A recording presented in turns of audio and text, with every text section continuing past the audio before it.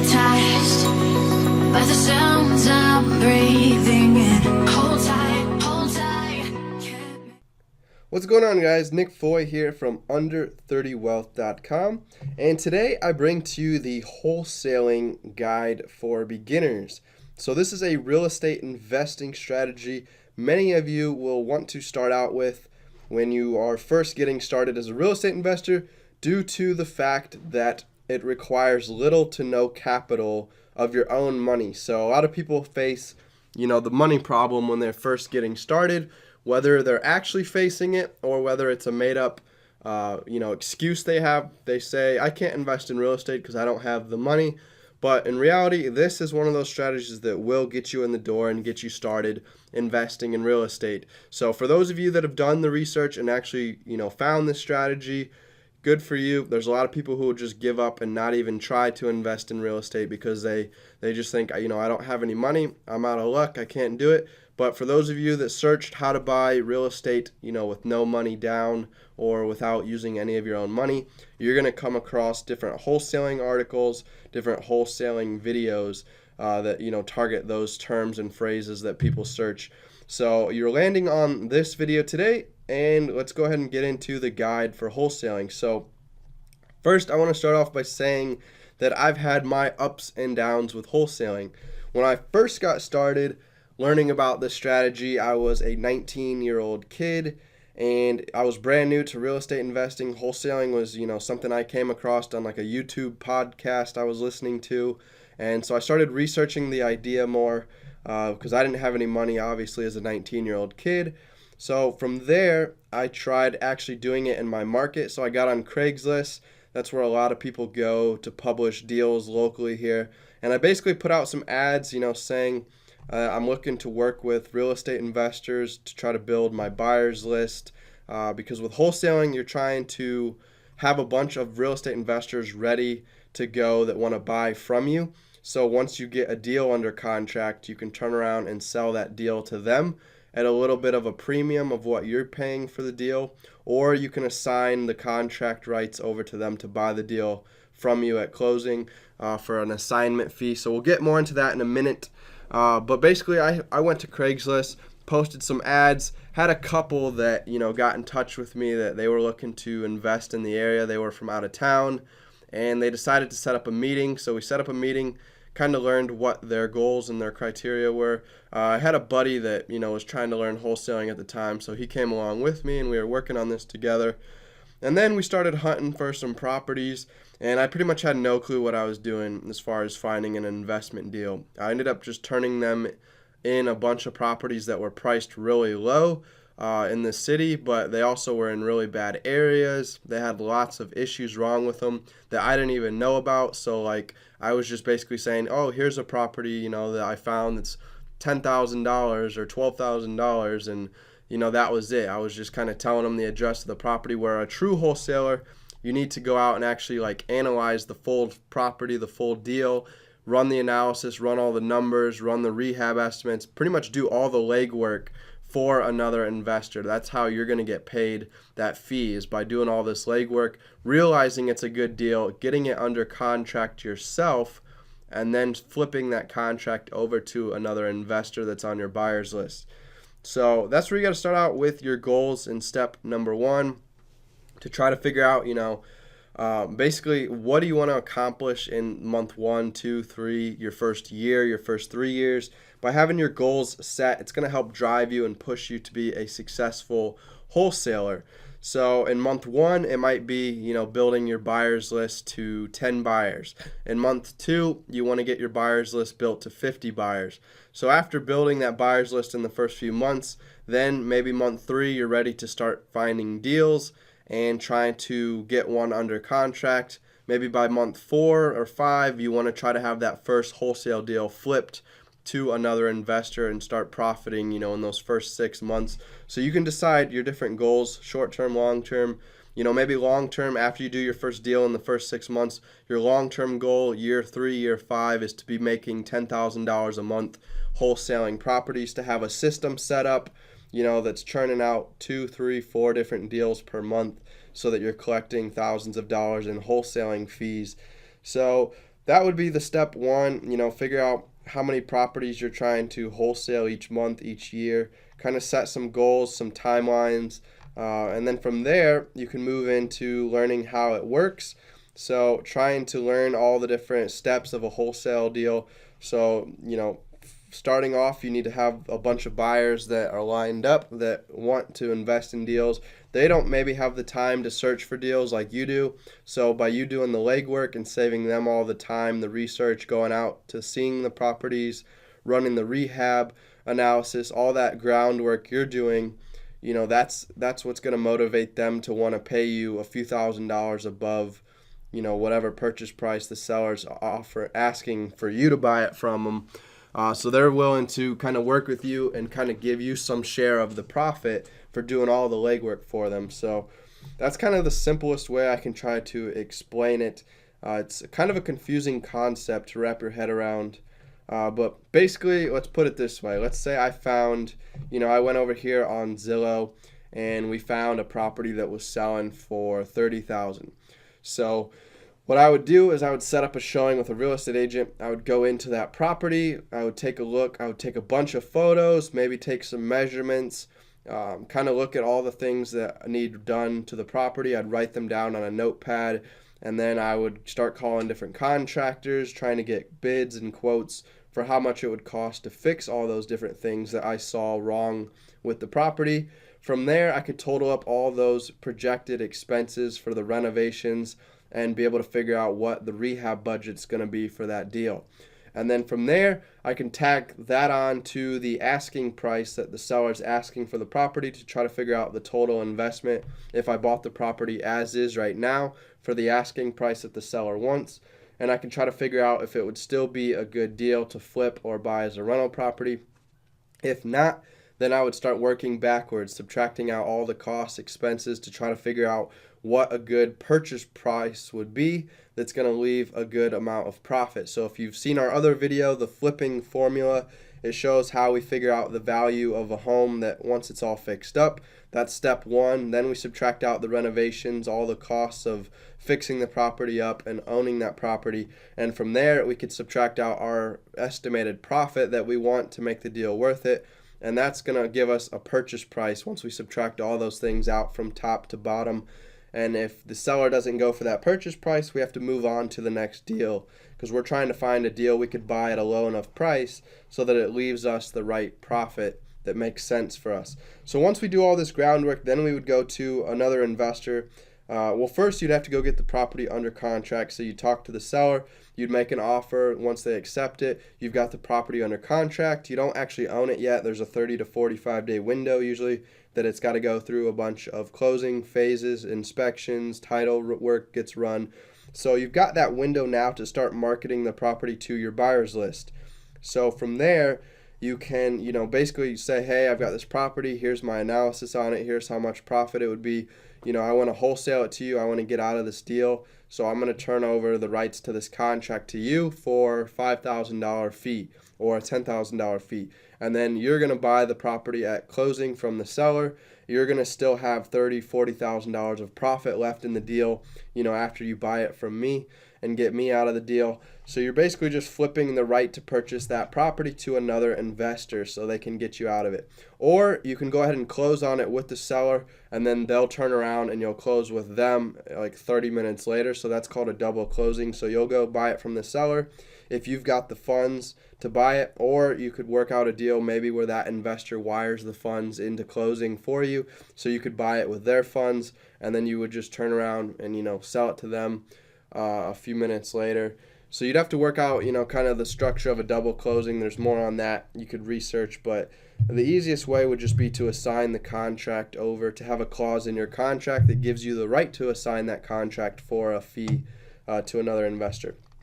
So then the question becomes, how much can you wholesale a contract for?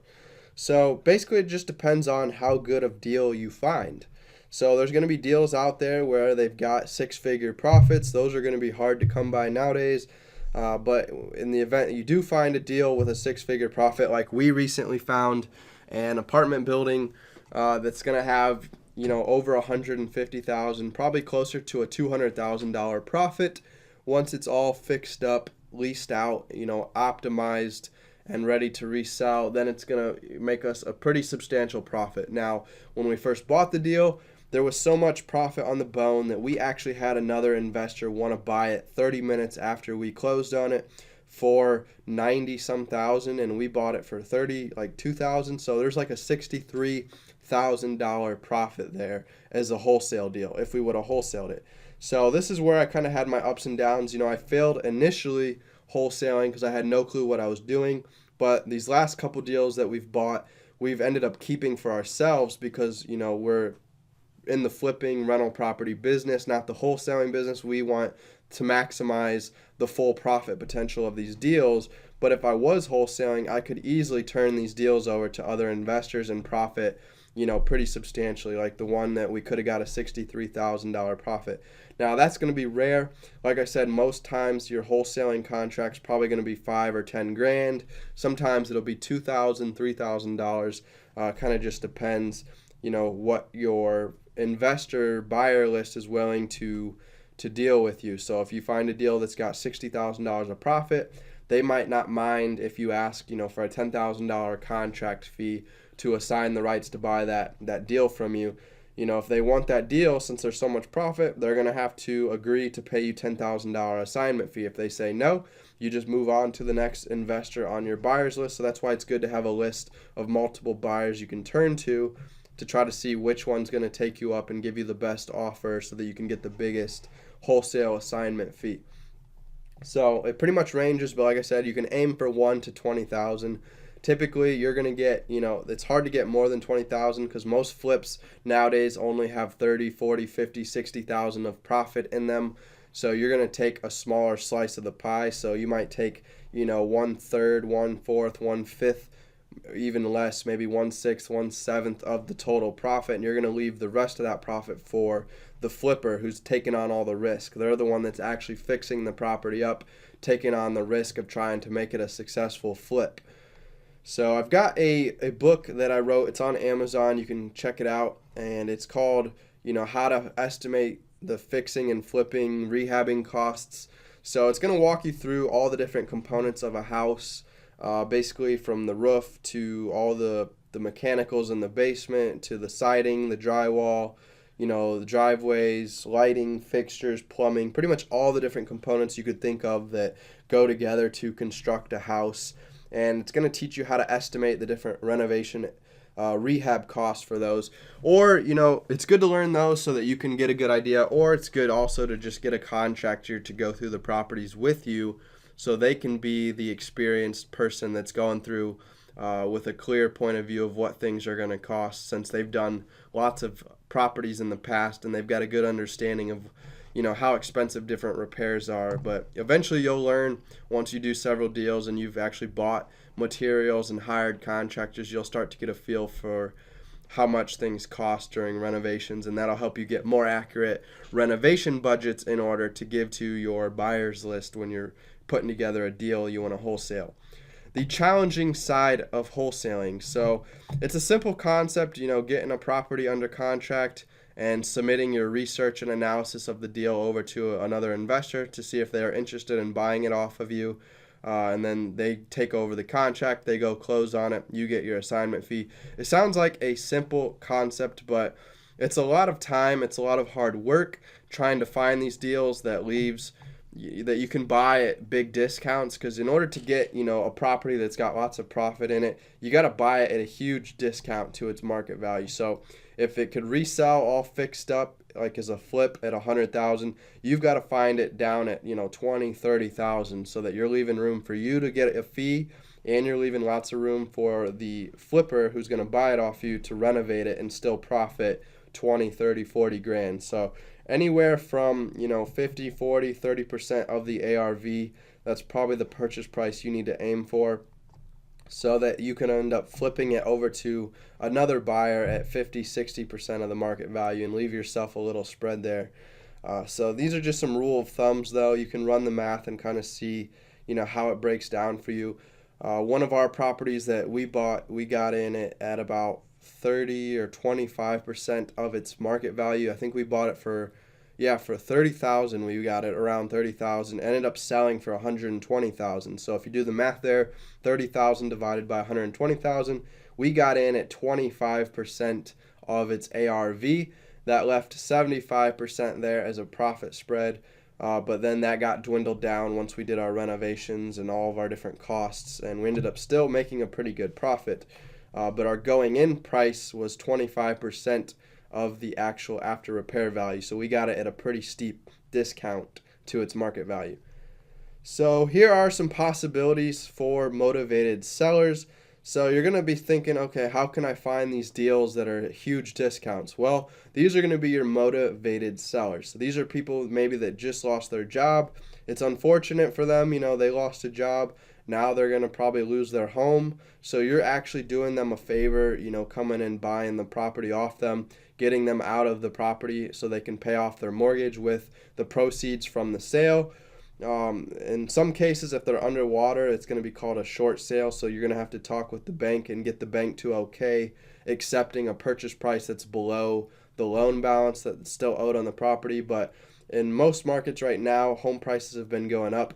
So a lot of people should be, above water. In other words, profitable. So once they pay off their mortgage, they should be able to come away with a small profit. So job loss, once they lose their job, they can't make payments on their mortgage anymore, so they're going to be facing foreclosure. So you're going to be helping them out, get out of their situation. There's also probate properties, so ones that have gone into estate sales, so family members that passed away. That's how we actually bought our last deal, the apartment building. The widow, unfortunately, her husband had passed away, and the property went into an estate. So she wanted to close the estate and get it, over with so that she could collect the funds from the estate and get that all taken care of on the legal side of things. So she decided, she was real motivated and sold the property to us at a really low purchase price. And she, wasn't mad at all about it, didn't feel like she was getting ripped off. She was actually happy that we were buying it from her. It sat on the market for a while. Nobody was offering on it. So that's when we decided to make a lower offer, and she decided to accept it. And, that's one of the things a lot of investors feel guilty about, buying properties at such low values. They think they're ripping off the seller. But you got to realize people's situations, in some cases you're actually helping sellers, and it's a business. I mean, you've got to make money. And if it means, hunting deals at low prices, then that's what you got to do. Unfortunately, that's, how you're going to build your wealth. If you can do it ethically, as ethical as possible, you want to do that. But if somebody's willing to sell you at a low price, they've made up in their mind their reason for why they're willing to accept that price. So you're not really ripping them off. They've decided they wanted to sell at that price, and they've accepted your offer. And like I said, a lot of times it relates to job loss or an estate sale, or they've got some big motivation, whether it's a divorce or they burned out as a landlord.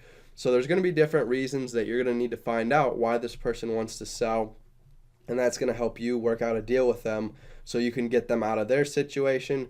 It's a win for them, and then it's also a win for you, getting it at a low price that's going to leave profit on the table. But most of the deals I've bought that have been super low priced, it wasn't because anybody was getting ripped off. It was just because those properties were in terrible condition. That's the big reason a lot of properties sell for pennies on the dollar.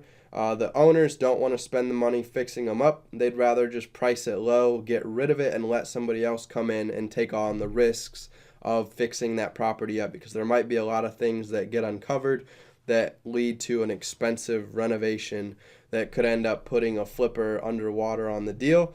So people would rather just, sell it at a low price and not worry about the hassle of trying to fix their property up. So all the deals I've bought so far have needed major renovations, pretty much stripping it down to the bare floor and the bare walls, and just restarting, putting in brand new floors, brand new walls, all new fixtures, all new appliances. We've had to totally go in and do gut rehab jobs. Step 3, build your real estate investing team. So these are going to be people that help out in your wholesaling business. And the first stop is the real estate agent. This is going to be someone who can help locate deals for you. But it's going to be competitive because they're going to be finding deals on the MLS that every other investor and wholesaler is looking at as well. So you're going to need to start hunting for deals off market, finding motivated sellers, contacting landlords to see when and if they're ready to sell their rental properties, if they're getting burned out, looking up different stuff in the public records to find out people that are falling behind on mortgages or on their property taxes, or you can find out vacant properties that haven't been being taken care of. You could find the owners and mail to them. So there's different ways to find off-market deals that haven't come on for sale yet to beat out the competition, so that you don't have competing buyers driving up the price of the property, because that's going to cut into the profit spread that you're not going to be able to make as big of a wholesaling fee.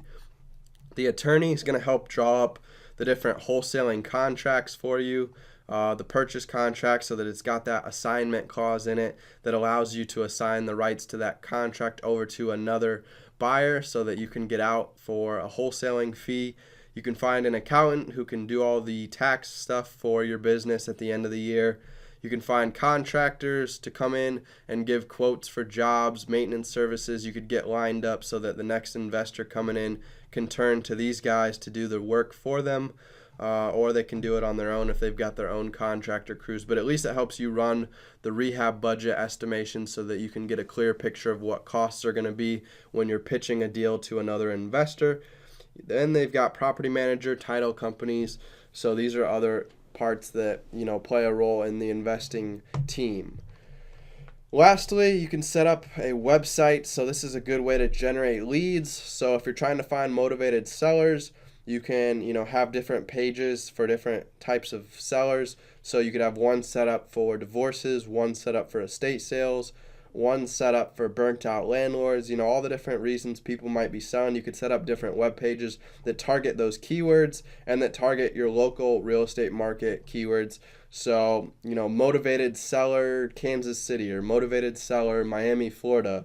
You could type those into the page. When people type that into Google, how to sell my home by owner in Kansas City or in Miami or in DC, whatever phrases people are typing into Google, you want your website to come up first. They'll click on your web page that is, targeting those keyword phrases, and that's how they're going to get onto your website. And then on that web page, you could have a form they fill out, giving them different information, what's their property address, how many bedrooms, bathrooms, square footage, what their situation is, so you can learn more about why they're selling, things like that. And that's how you can capture leads on the internet. Or you could also run Facebook ads that people see on their Facebook feed, and then that drives them back to your website page where you've got that contact form they can fill out so you can learn more about them.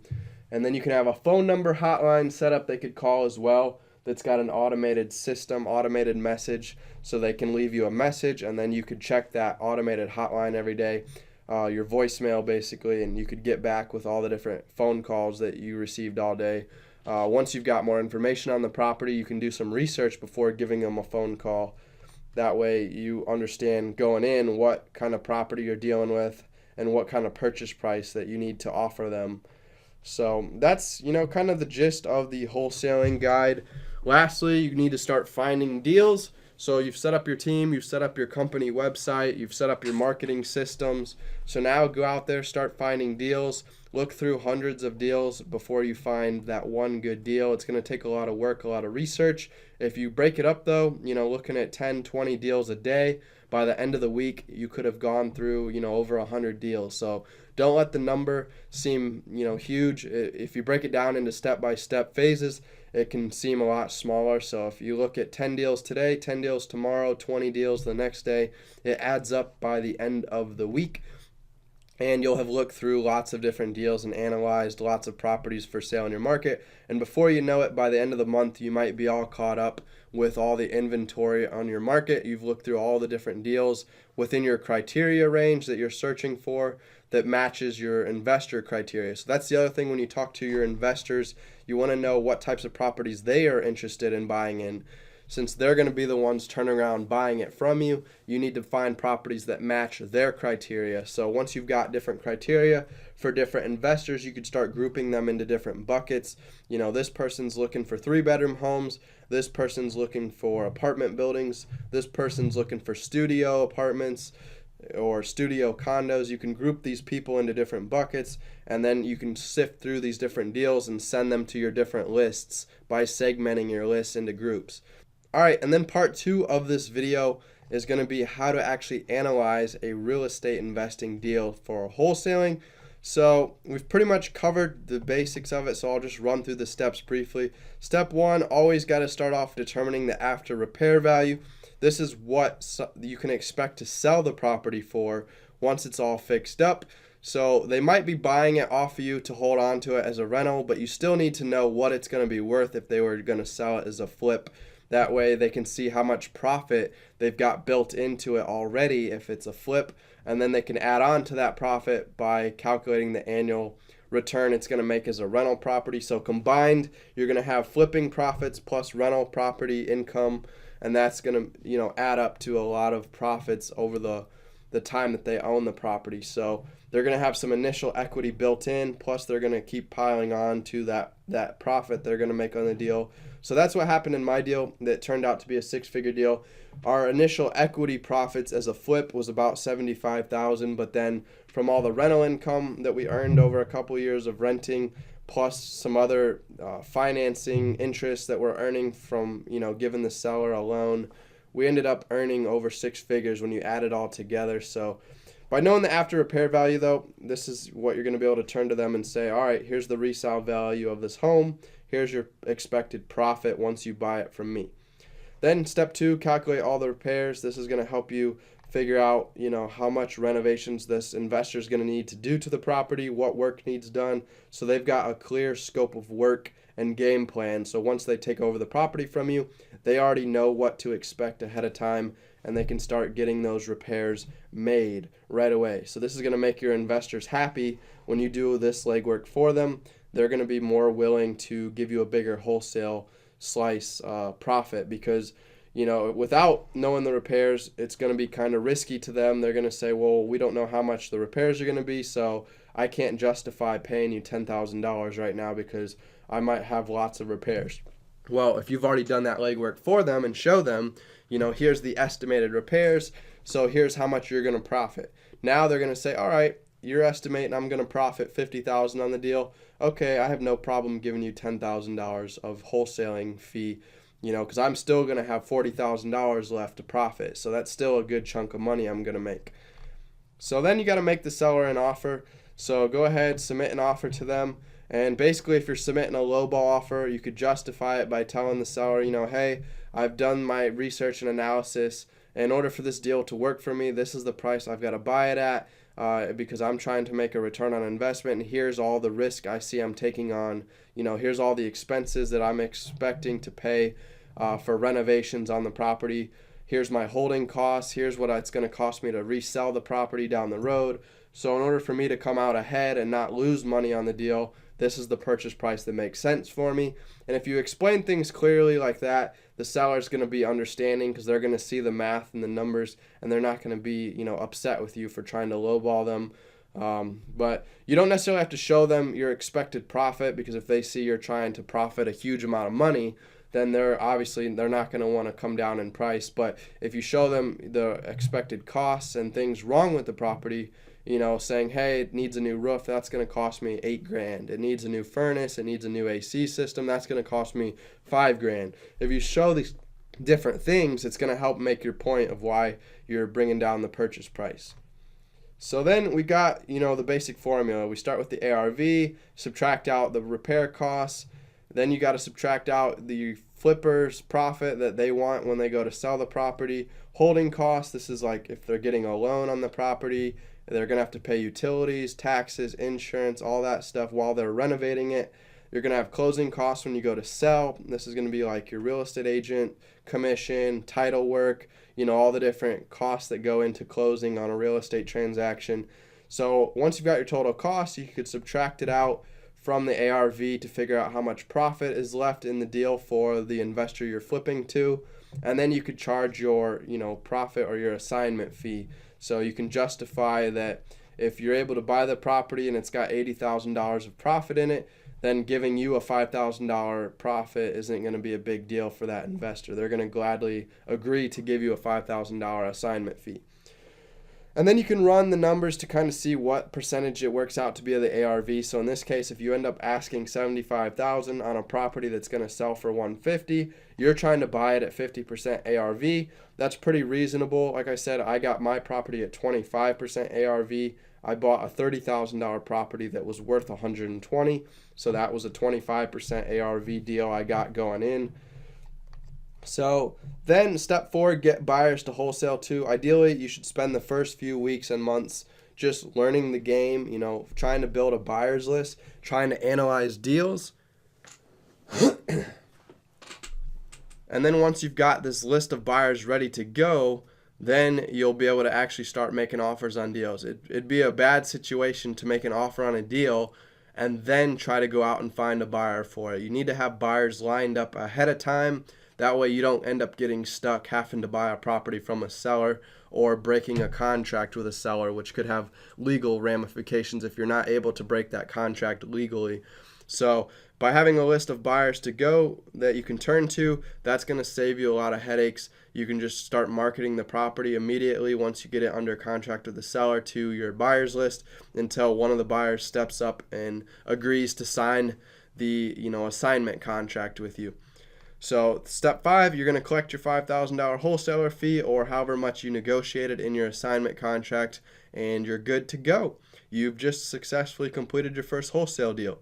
So that concludes this guide to wholesaling. This was our in-depth tutorial. Lots of text here, and if you enjoyed it, make sure to hit these share buttons down here below on the article if you check out the article yourself.